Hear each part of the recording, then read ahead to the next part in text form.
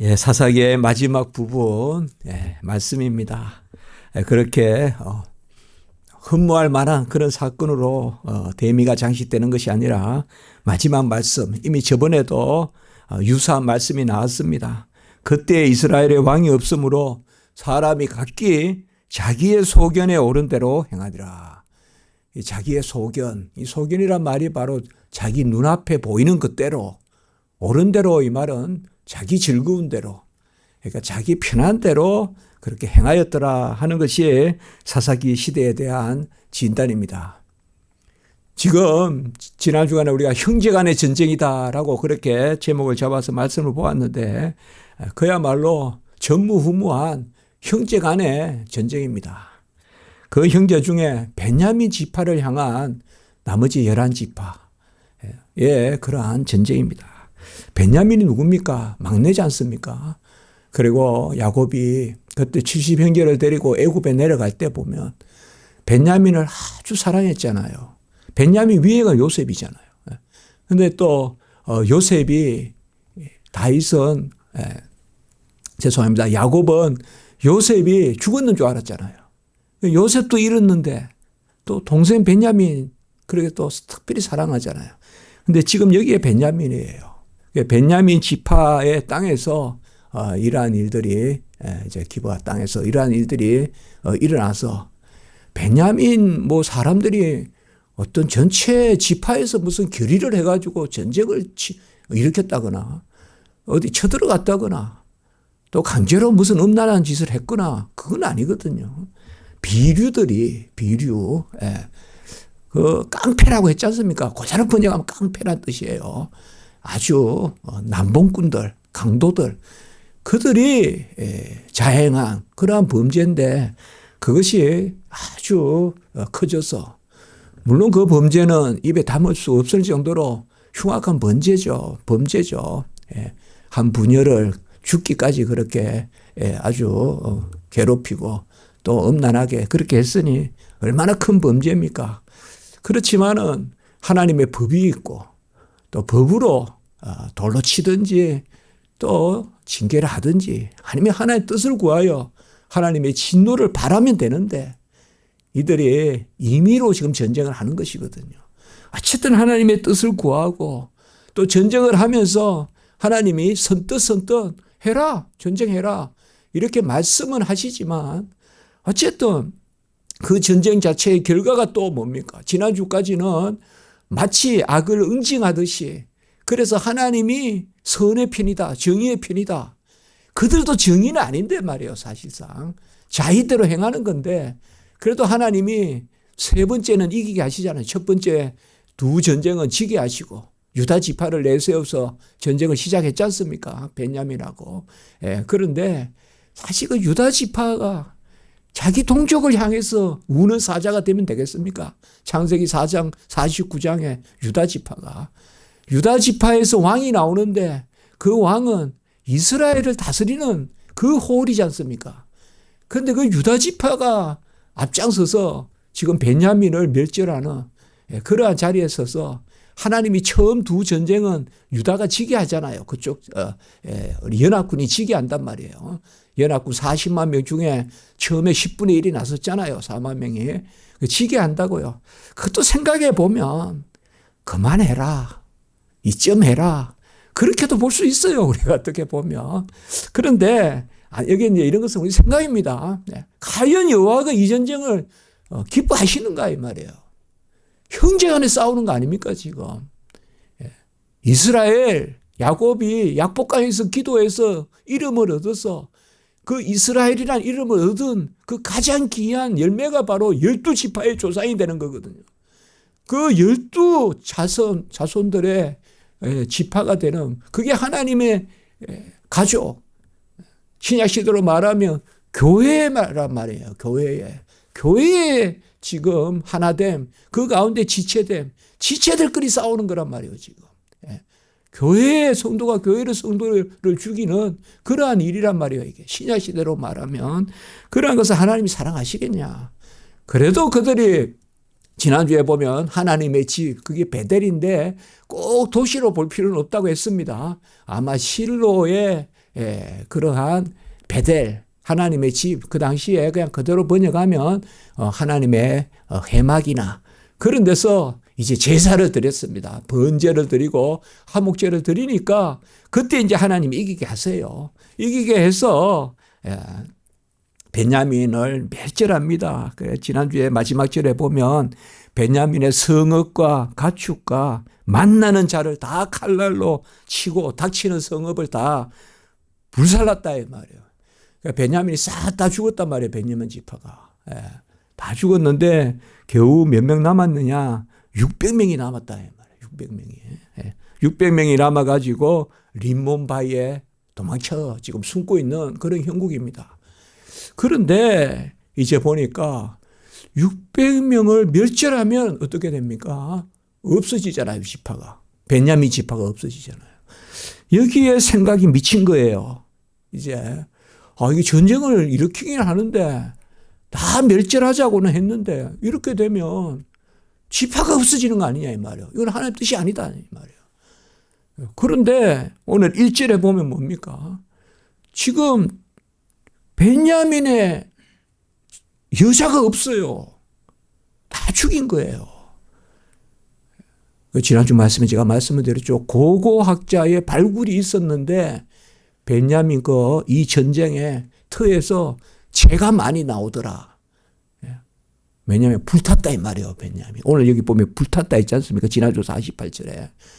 그런 부분을 본 적이 있어요. 그래서 보았어요. 그러니까 주석에 그러니까 불탔단 말이에요. 전멸시킨 거예요. 그러면 이제 600명을 다 죽이면 베냐민 없어지고 또 베냐민 지파가 없어지는 게 뭡니까? 베냐민 지파하고 결혼을 안 시키면 베냐민 지파가 없어질 거 아닙니까? 이스라엘 백성은 이방인과 결혼하면 안 되잖아요. 그러니까 이제 오늘 새롭게 문제가 생긴 거예요. 지금 문제가 생긴 거예요. 그래서 어떻게 하나님이 베냐민 지파가 없게 생겼습니다. 한마디로 우리가 성경 말씀을 보지만 이거 뭐냐 이게 뭐냐 이게 도무지 종잡을 수가 없다 이 말이에요. 하나님의 뜻은 어디까지 어느 누구의 편이고 또 하나님은 이 전쟁을 가요 기뻐하시는가? 그리고 또 금방 베냐민을 곧 다 없앨 것 같이 해놓고는 금방 오늘 말씀에 보면 큰 소리로 울며 2절에 이 사사기에 계속 나오는 게 부르짖은가 우는 거. 전에도 말씀드렸잖아요. 부르짖는다는 그 단어 샤켄이라는 단어와 그 다음에 운다는 그 복임이라는 단어. 그런데 그것이 진정한 회개인가? 필요에 따른 회개고 그때그때 상황에 따른 회개인데 그거조차도 또 하나님은 받으신다. 그런 말씀을 우리가 했습니다. 오늘도 보면 2절에 보면 베델에 이르러서 하나님의 집에서 그들이 이제 저녁까지 큰 소리로 울었다. 한마디로 600명은 죽이지 않겠다는 거예요. 600명을 안 죽이고 베냐민 지파를 유지시키려면 뭐예요? 그들과 결혼을 해야 되는데 자기들은 지금 전쟁에 나선 사람은 결혼 안 하기로 했다 이 말이에요. 하나님 앞에 맹세를 했단 말이에요. 1절에 보면. 그러니까 또 이스라엘 백성은 하나님 앞에 맹세한 것도 지켜야 되거든요. 그때 어떨 때는 말씀을 지킨다 그러고 어떨 때는 자기 마음대로 하고 소견대로 하고 이게 막 나오는 게 이게 사사기란 말이에요. 그래서 우리가 사사기에서 얻는 경우는 사사시대 그런 거 나와 무관해. 그런 사람들이 그 뭐 말이나 대가 아니라 달리 한번 옷깃을 여미고 생각해 보면 내 모습이 또 보인다 이 말이에요. 사사기에서. 이렇게 얼토당토하는 이야기들. 시시각각 뭔가 하나님 말씀을 인용하지만 그래서 하나님의 말씀에 따라 지파가 없어지면 안 됩니다. 또 살려주십시오 해놓고는 또 미워하고 싸우고 또 이런 것들이 막 계속 그냥 섞여 있는 게 사실 우리 일상사잖아요. 그런데 중요한 것은 하나님이 그들을 영 버리지 않고 또 깨닫게 하고 어떨 때는 그래 따라가 주시는 척 하면서도 깨닫게 하고 그런 측면이 있지 않습니까? 이게 보면 이들이 저도 신학교 들어올 때나 이럴 때 성경을 쭉쭉 읽으면 대체로 쭉쭉 안 막히는데 사사기 이 부분에만 오면 이상하게 뭔가 이게 잘 정리가 안 되는 그런 것을 제가 많이 생각을 했거든요. 이번에 말씀 전하면서 오히려 말씀을 전하면서 사사기를 쭉 살펴니까 오히려 모든 성경이 나에 대한 말씀인데 내 모습을 보니 사사시대 때보다 내가 좋을 게 뭐가 있냐. 지금 내 모습, 내 변덕이. 내가 수시로 하나님 말씀 인용하면서도 수시로 하나님 안 계신 같이 행동도 하고 그러한 것들이 내가 얼마나 많냐. 이제 그렇게 생각을 하니까 이 사사기가 먼 성경이 아니라 나에게 주신 말씀이구나. 감사하다. 그렇게 이제 받아들이게 됩니다. 그래서 이제 전쟁에 참여한 사람들은 다 맹세를 했단 말이에요. 우리 중에 딸을 베냐민에게 주지 않겠다 했단 말이에요. 오늘 2절에. 그러니까 하나가 남아있는 것이 뭐냐.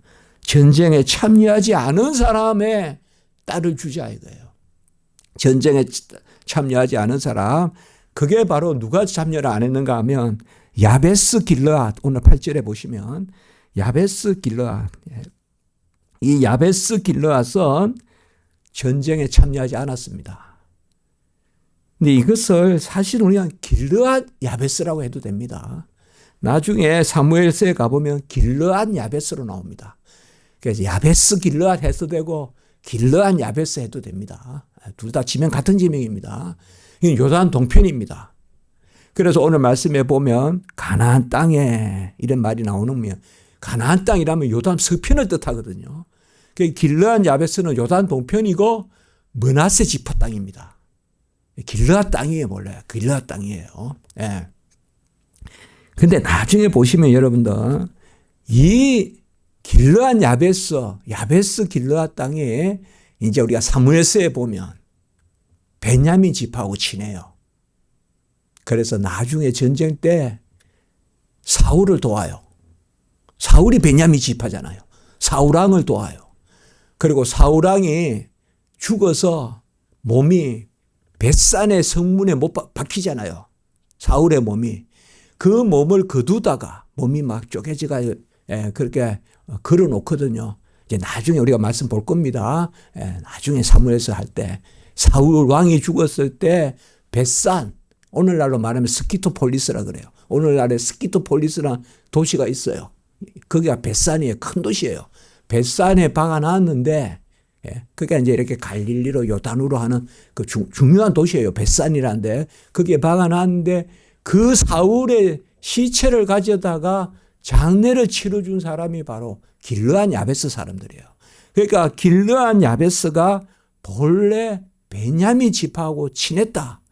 왜냐하면 베냐민 지파로 이렇게 거슬러 올라가서 이렇게 친한 거 있잖아요. 우리가 뭐 고대 사도 보면 어떨 때는 백제가 중국하고 친했다가 뭐 어떨 때는 고구려가 친했다가 뭐 이렇게 이런 게 있잖아요. 그 당시에 그랬단 말이에요. 그래서 사실상 야베스 길르앗 사람들은 참여하지 않았어요. 오늘 8절에 보면 지난주도 한번 나왔습니다만 5절과 8절에 오늘 말씀에 보면 총회라는 말이 있죠, 여러분들. 갑자기 이 총회가 무슨 말이냐 이렇게 볼 수가 있는데 이게 카할이라고 하는 단어입니다. 이게 신약으로 말하면 에클레시아입니다. 교회입니다. 교회. 그래서 사실상 구약시대 때 총회, 구약시대 때 교회라는 말이 두 단어가 있거든요. 카할이라는 단어가 있고 에다라는 단어가 있습니다.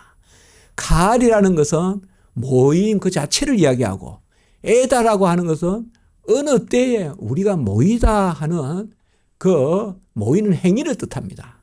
그러니까 우리 십자가 지기 교회의 모임이라면 카할이고 우리가 어디에 수련회를 가서 모입시다. 그 모임은 에다고 그 두 단어가 구약으로 말하면 신약으로 말하면 에클레시아입니다. 교회입니다. 지난주도 우리가 총회라는 말이 나왔고 이 총회는 또 갑자기 뭐냐 이게 상당히 좀 기술적인 단어 아니냐 좀 너무 현대적인 단어가 갑자기 툭 튀어나오냐 요새 무슨 총회냐 그렇게 할 수 있는데 여호와의 해라는 뜻입니다.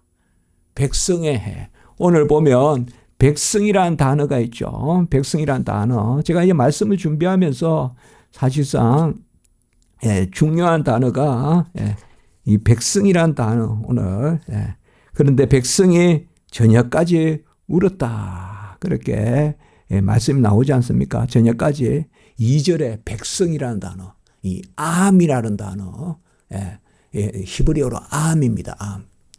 구약의 백성 개념은 신약으로 말하면 자녀입니다. 자녀예요.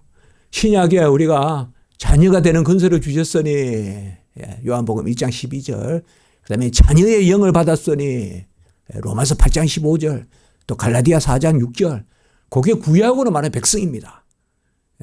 구약에는 자녀라는 개념이 거의 안 나옵니다. 백성으로 나옵니다. 그리고 오늘 총회라는 개념이 신약으로 말하는 교회입니다.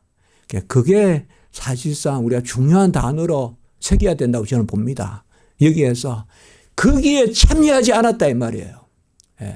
그러니까 하나님의 언약의 백성의 모임에 참여하지 않은 자는 죽어야 된다 이렇게 생각하는 거예요. 그게 바로 길르앗 야베스라는 거예요. 저 머나세에 있는 요단 동편에. 요단 동편에. 그래서 그들을 죽이고 오늘 10절에 보면 야베스 길르앗 주민과 부녀와 어린아이를 칼날로 치라는데 부녀와 칼날을 친 건 아니고 거기에 11절에 보시면 모든 남자와 잔 여자를 잔멸하였다. 이런 말들이 참 섬찟합니다. 어찌 실제로 어떤 분은 이런 구절을 인용해서 여호와는 잔인하다. 뭐 이스라엘 백성 본래 그렇다 막 이렇게 말하는 것도 제가 봤어요. 그러나 여기서도 역시 우리는 인간의 잔혹함을 생각해야 됩니다. 본래 이 시대가 정말 채소 하나 밟아도 전쟁이 일어나는 시대입니다. 그러한 시대예요. 그 강팍함이 있어요. 완악함이 있다고요. 강팍함, 완악함. 그게 맞추어 주시는 거예요, 하나님이. 구약의 강팍함에 맞춰 주시는데, 그래서 그곳에서 모든 남자와 잔이라는 뜻과 그 다음에 12절에 남자와 동참했다 이 말은 다 야다라는 단어가 있어요. 남자를 안다는 뜻입니다, 이게. 그래서 성경에서 우리가 남자를 모른다, 안다, 그것이 안다, 모른다가 바로 처녀인가 또 결혼한 여자인가 그런 뜻입니다. 그런데 그러니까 뭐예요? 결혼한 여자들 그리고 그 남자들은 다 죽였어요. 길르앗 야베스에 또. 그래서 겨우 구했는데 아까 림몬에 600명이 도망갔다 그랬잖아요. 림몬 바위에. 400명밖에 안 되는 거예요. 지금 오늘 보니까. 그러니까 제가 이제 사사기 앞으로 사무엘상하 열왕기상하 역사서의 역사 자체가 연관된 말씀입니다. 이거 단순히 지식이 아닙니다. 그래서 제가 먼저 꼭 설교할 때 역사는 짚고 넘어가야 됩니다. 그러니까 크게 설명을 드리는 겁니다. 잘 정리를 해서. 그래서 이제 400명은 구했는데 그러면 나머지 200명은 어디서 구하냐 이 말이에요. 그게 이제 오늘 후반부에 나오는 말씀입니다. 그래서 베냐민의 여자가 없고 또 지파가 사라지는 그러니까 19절에 보시면 베델의 북쪽 르보나 남쪽 뭐 이런 지역은 우리가 지금은 정확하게 알 수는 없습니다만은 세겜으로 올라가는 거 실로 가까운데 여호와의 명절이 있는데 여호와의 명절에 그때 포도원에 나와서 실로의 딸들 중에 21절에 그때 춤추는 그러니까 이제 포도주를 마시면서 춤을 춘다 그러면 이거는 뭐 오늘날 같이 막 이방의 축제같이 그거 아닙니다. 절기입니다. 절기. 그러면 춤을 추는 절기는 대체로 장막절이다. 그리고 포도수와 또 장막절이거든요. 여러분들. 보리라면 맥주, 밀이라면 우리가 오순절 그런 개념이란 말이에요. 그러니까 보리가 더 빨리 난단 말이에요. 보리, 밀. 근데 포도 수확이라면 장막절 수확이에요. 그러면 이제 장막절 때 그들이 이거는 이 자체가 나쁜 건 아닙니다, 여러분들. 그러니까 마시자 막 하면서 흥청망청하니까 그 여자들 데려가라. 저도 옛날에 그렇게 생각한 적이 있었어요. 그거 아닙니다. 그건 아니에요. 그냥 절기를 지키는 가운데 춤을 추는 그러니까 춤추는 여자 23절에도 춤추는 여자 이라니까 마치 춤추는이 무슨 앞에 여자의 어떤 규정을 하듯이 말이에요. 무슨 뭐 하는 여자같이. 그게 아닙니다. 그냥 춤을 추고 있는 여자입니다. 춤을 추고 있는 여자. 나쁜 사람이 아니에요. 이제 그들을 취하여서 가라. 그러면 그게 하나님이 그것을 싫어하는 바가 아닐 것이다. 하나님이 그리하여 베냐민 지파를 지킬 것이다. 이제 이렇게 해서 베냐민 지파가 유지가 되는, 그러니까 600명이 살아남아서 도망쳤는데 그들에게 다시 돌아오라. 너희들을 죽이지 않겠다. 연합군은 40만 명이잖아요. 근데 그 베냐민 지파는 다 해도 3만 명이 안 됐잖아요. 그래가 전쟁을 했는데 거의 다 죽고 600명이 남았는데, 베냐민은 거의 다 죽고 600명이 남았는데 그 600명의 400명은 길르앗 야베스 혹은 야베스 길르앗에 거기에 므낫세 지파의 어떤 처녀들, 그리고 나머지는 실로에서 절기를 지키고 있던 아마 그 당시에 실로나 그쪽이 가장 좀 번성함이 있고, 그러니까 거기에서 이렇게 서로 지파를 지켜야 된다. 그래서 왜 그렇게 데리고 가느냐 이렇게 하면 이 방법밖에 없다라고 이렇게 말하라 하고 22절에 길게 그렇게 말하고 있습니다. 그래서 24절의 말씀에 보면 이제 여러분 이 사사시대 이 일이 사사시대 말기의 일이라고 보기 어렵습니다. 아셨죠? 이게 그러니까 오히려 사사시대는 우리가 삼손의 시대 뭐 그 정도로 우리가 말기적인 이야기다라고 볼 수가 있어요. 다시 제가 상기시키지만 지난주에 비느하스가 나오잖아요. 비느하스가. 그러니까 아론의 아들 엘르아살의 아들 비느하스 대제사장이잖아요. 그럼 이거는 초기란 말이에요. 초기. 가나안 정복 초기란 말이에요. 이런 일이 있었다. 그러니까 사사시대를 이 순서대로 따라가서 시간이 마지막 사사시대 말기에 이런 일이 있었다 이렇게 하시면 안 됩니다. 꼭 성경은 대체로 시간 순서를 따르지만 꼭 시간 순서대로 욥기나 또 룻기나 이런 것들이 시간 순서로 그대로 볼 수는 없거든요.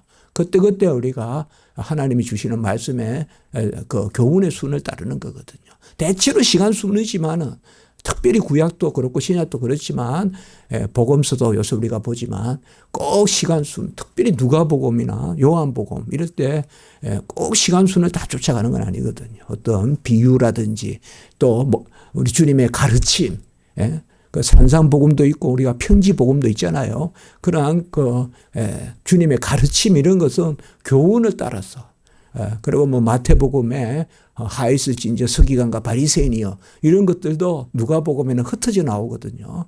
그렇기 때문에 대체로 성경을 시기선으로 보는 거 좋지만, 그러니까 너무 예민하게 시기를 다 따지고 뭐 그게 증명이 돼서 그렇다 역사적이다라고 우리는 할 필요는 없습니다.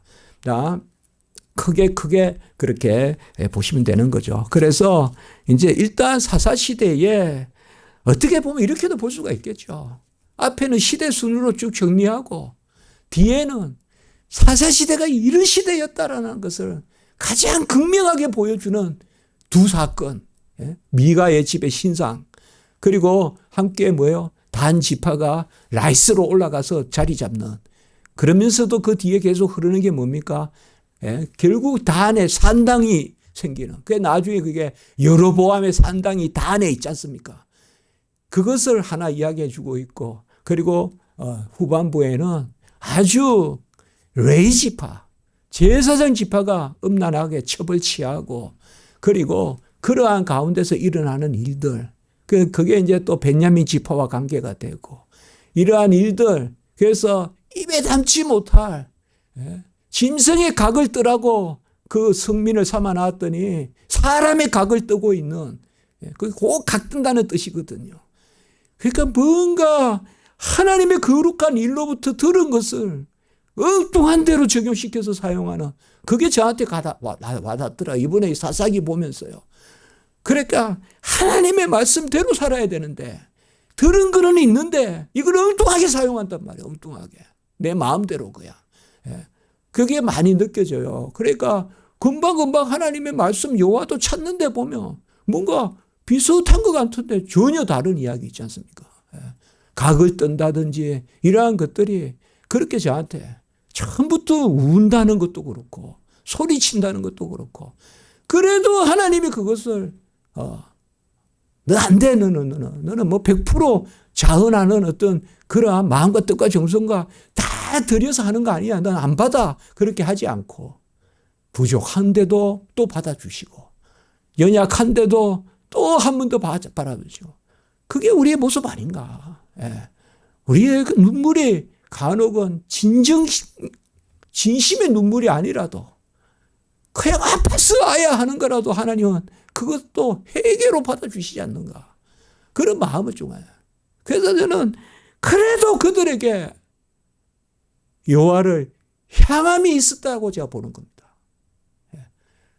어쨌든 우리가 잘났든 못났든 여호와를 향하여 있어야 된다. 뭐 소위 세상에서 말하는 그러한 진정성 없는 눈물이라도 주님을 향해서 흘려야 된다. 주님을 향해서. 주님을 향해서 울고 주님을 향해서 이제 그런 어떤 부분 가운데서 하나님이 그들을 끝까지 붙드시는 이런 것을 봅니다. 잘나서 하나님 앞에 주여라고 부를 때 나의 진정성과 아주 허물어지고 아주 그냥 누더기가 되어 있는 그러한 저의 모습 그 가운데 주여라고 부르는 그 저의 심령이 왠지 나의 연약함이 오히려 더 진정함이 있고 그럴 때가 있잖아요. 우리가 나의 약함을 들어 주님의 강함을 보이소서 그런 게 있잖아요. 그래서 우리가 사사기도 그러한 마음으로 사사기의 말씀을 보게 된다. 내가 결국 끝까지 용서하시는 하나님, 끝까지 외면치 아니하시는 하나님, 결국 이스라엘의 하나님, 그들을 붙드시는 그 섭리 가운데 12지파를 끝까지 보존하시는 그 마지막 말씀이 바로 나타나지 않는가.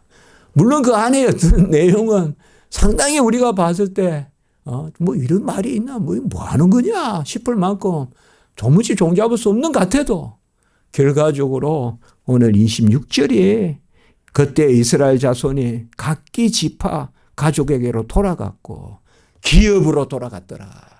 자기 기업으로 돌아갔더라. 각각의 기업으로 돌아갔다. 이 기업이 에루사라고 하거든요. 기업이란 단어. 하나님이 주신 이 기업은 땅도 될 수 있고요. 가장 중요한 기업은 사람 자신입니다. 특별히 신약시대 때 우리가 그리스도와 함께한 상속자요. 로마서 8장 17절에 그게 구약으로 말하면 기업입니다. 그러니까 우리는 기업은 땅이고 기업은 재물이고 그것도 기업 맞습니다. 그러나 본질적인 기업은 나 자신입니다. 신약시대는. 내 자신이 성전이고요. 그러니까 그 개념이에요. 그래서 오늘 보면 각기의 기업으로 각자의 기업으로 돌아갔더라. 그러니까 오늘 숨어있는 이런 단어들 이런 단어들이 하나님이 붙드시는 그러한 하나님의 열심 아닌가. 하나님의 견인 아닌가. 아까 백성이란 암이라는 단어 그리고 칼이라는 총에 오늘날로 말하면 회중 전체 하나님의 자녀 그리고 에루사라는 기업이란 단어 이러한 단어가 하나님 앞에서의 언약 백성과의 관계 그 안에서 여러 가지 일들이 있지만 하나님이 끝까지 붙들어 가시는 내가 너를 지명하였으니 너는 내 것이다. 하나님의 열심 만군의 여호와의 열심히 이를 누리시는 사사기 9장 6절에 그 만군의 여호와의 열심의 가장 핵심이 바로 아들을 주시기까지 하시는 그거죠. 사사기 9장 6절에 만군의 여호와의 열심히 이를 누리는 기모여 묘사여 전능하신 하나님 영존하신 하나님 평강의 왕이라 만군의 여호와가 이를 이루시라. 그게 다 예언되어 있지 않습니까? 그래서 오늘 25절에 그때 이스라엘에 왕이 없으므로 멜렉 왕이 없으므로 근데 이 왕이 바로 1차 역사적으로는 아직 왕이 안 세워졌다라고 볼 수 있지만 그걸까요? 그러면 왜 하나님이 왕을, 그러면 하나님 탓이네요. 왕을 안 세웠으니까. 사울 때 보면 하나님이 왕 세우는 것을 하나님이 원하시지 않잖아요. 적극적으로. 그러면 여기에 왕이 없다는 말은 결국은 뭘까요? 그들이 하나님을 왕으로 모시지 않았으니, 바로 하나님의 뜻을 따르지 않았으니, 달리 말하면 저는 항상 왕이라는 단어는 누리는 겁니다. 햇빛을 누리는 게 다스림을 받는 거잖아요. 그렇게 생각하셔야 돼요. 그들이 하나님의 은혜를 온전히 누리지 않았기 때문에. 그겁니다. 우리가 막 자기 마음대로 살면 야 기쁘다. 교회 안에 오면 얽매인다. 그거 아니지 않습니까? 교회 안에 와야지 우리가 자유롭고 교회 안에 와야지 즐겁지 않습니까?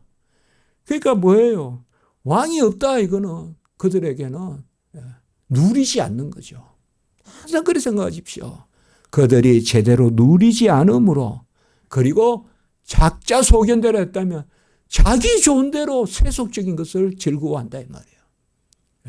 하나님의 누림을 즐거워하지 않고, 이게 다스림을 받는 거란 말이에요.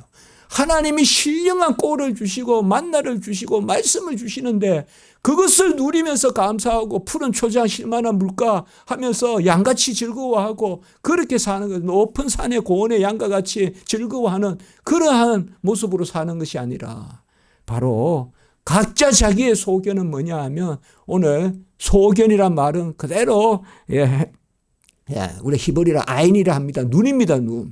자기 눈에 맞는 대로 사는 거예요. 그리고 옳은 대로, 이 말은 자기 즐거운 대로란 뜻이에요. 그래서 사사시대의 결론은 뭐냐? 사사기에 오늘 마지막 절에 결론은 뭐냐? 우리는 그렇게 볼 수 있다고 봐요. 하나님이 주시는 신령한 것을 누리지 않고 세상의 것을 쫓아다니면서 즐거워한다 이 말이에요. 그게 사사시대의 결론적인 이야기다. 하나님이 주시는 신령한 꼴을 먹고 만나를 먹고 그 가운데 기름지고 그 가운데 아까 같이 기업을 누리고, 그래 가나안 젖과 꿀이 흐르는 땅에 넣어놨는데 보냈는데 거기서 자기 좋은 거를 찾는다 이 말이에요. 삼손도 그런 예가 있었고 이방 여자들 찾고 그런 게 있었다 이 말이에요. 그래서 하나님 것을 잘 누리는 그것이 바로 복됨이다. 달리 말하면 하나님 것을 감사함으로 누리지 않으면 세상의 것이 그 자리에 들어온다. 그러면 그게 소견대로 행하고 실족한다 이거죠. 그러니까 주가 주신 것을 감사하게 누리는, 그것이 바로 즐거운 일이다. 이런 장이 사무엘 확 열립니다. 이제 그 사이에 이제 룻기가 있습니다. 우리가 다음 주에는 룻기는 이제 상당히 또 다 중요하지만 예수님에 대한 가장 중요한 예언의 말씀이거든요. 룻기. 그 말씀을 우리가 다음 주부터 룻기 말씀으로, 또 다음 주에는 룻기 전체 서론적으로 룻기는 이러이러하다 이렇게 또 말씀 나누고, 그 다음 주부터 1장 2장 또 보겠습니다. 기도드리겠습니다. 거룩하고 자비로우신 하나님 아버지, 넘치도록 놀랍도록 부유하게 풍요하게 우리에게 부어주셨음에도 그 누림을 마다하고 그저 내 눈에 좋은 대로, 내 입에 맞는 대로, 소견대로 그렇게 사는 것이 우리 인생의 이 지상의 삶의 그런 면면이고 단면이라고 우리가 사사기 통하여 배웁니다. 하나님 아버지, 그래도 하나님, 우리가 더 하나님 기뻐하는 쪽에 서게 하시고 하나님 것을 풍성히 누리고 감사하고, 그리고 그 즐거움이 우리 안에 넘치는 그러한 삶이 저희들에게 있게 해주시고, 그것으로 더 우리가 하나님께 영광을 누리는 영광거리, 영광을 돌리는 영광거리가 될 수 있도록 하나님 인도해 주시옵소서. 오늘 또 말씀 붙들고 기도드릴 때 우리의 연약한 음성을 들으시고 하나님 부요함을, 풍성함을, 기름짐을, 넘침을 저희들에게 허락해 주시옵소서. 예수님의 이름으로 감사하며 기도드리옵나이다. 아멘.